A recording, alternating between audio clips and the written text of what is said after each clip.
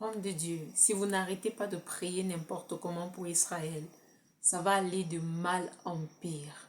Ce que Israël a besoin aujourd'hui, ce ne sont pas des pleurs et des lamentations, mais c'est de la vérité et de la sévérité de la part de l'Éternel. Israël n'est pas une victime. Israël s'est rendu coupable de beaucoup de choses. Et vous ne pouvez pas juste vous tenir et dire paix sur Israël. Non. La paix doit passer quelque part. Pendant combien d'années Dieu a protégé Israël? Dieu a veillé sur Israël. Dieu a porté Israël entre ses mains, entre ses bras. Vous n'allez pas faire aujourd'hui comme si vous, homme de Dieu, vous aimiez Israël plus que le Seigneur. Ce n'est pas vrai. Israël s'est rendu coupable. Ce que Dieu dit à Israël, c'est repens-toi. Reconnais que le Seigneur Jésus est ton Seigneur et ton Sauveur. Reconnais les abominations que tu as faites. Reconnais que tu n'es pas une solution pour le monde. Tant que Israël se prendra pour solution, Israël sera frappé. Des événements encore plus douloureux arriveront à Israël. C'est ce que le Seigneur dit.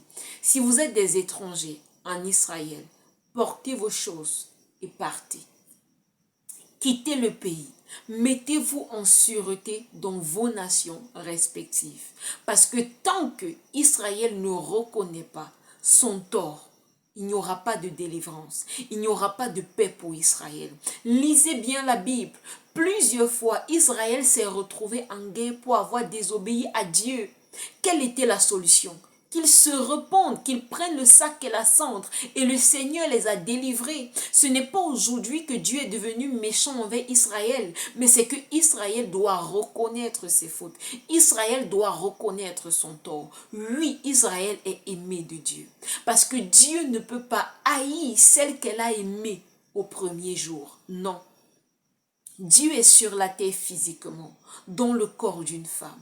Dieu se soucie d'Israël. Le Dieu d'Abraham, d'Isaac et de Jacob est sur la terre. Mais Israël est distrait. Souvenons-nous qu'avec Abraham, Israël a pu reconnaître son Seigneur. Avec David, avec Samuel, Israël a reconnu son Seigneur. Mais aujourd'hui, Israël est dans la débauche. Israël est dans la ruse. Israël escroque, mendie, utilise les richesses de Dieu pour un gain pécunier. Prophète de l'Éternel, ne priez pas comme ça vous arrange. Priez selon le Saint-Esprit. La Bible déclare que si nous prions selon la volonté de Dieu, il nous écoute. Et s'il nous écoute, nous savons que ce que nous demandons, nous l'avons obtenu.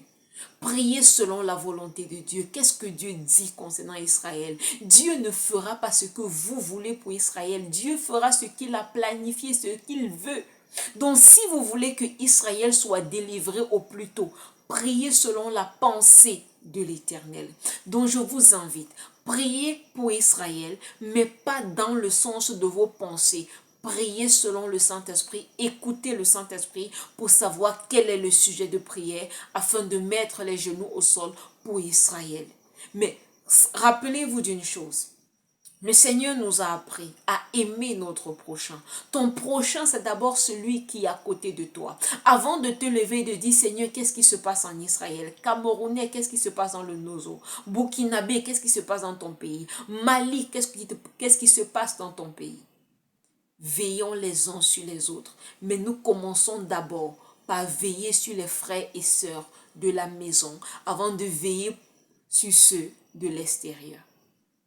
Donc souvenons-nous, prie pour Israël, mais selon la pensée de Dieu, pas selon ce que toi tu veux. Shalom.